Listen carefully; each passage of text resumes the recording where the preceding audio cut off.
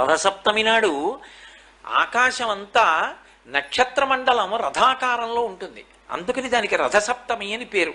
ప్రతి సప్తమి తిథి నాడు సూర్యకాంతి చాలా విశేషంగా ఉంటుంది.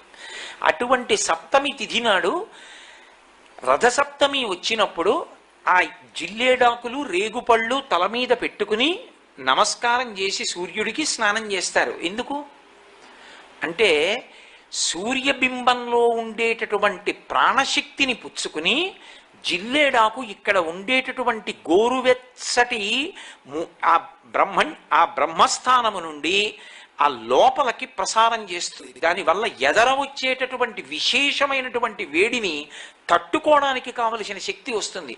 రేగుపండుకి ఓ లక్షణం ఉంది, పీడ తీస్తుంది అది. అందుకే పిల్లలకి భోగి పండగ నాడు చిల్లర పైసలతో కలిపి రేగుపళ్ళు పోస్తారు. భోగి పీడ పోయింది వాళ్ళకి అని. అంటే వాళ్ళకి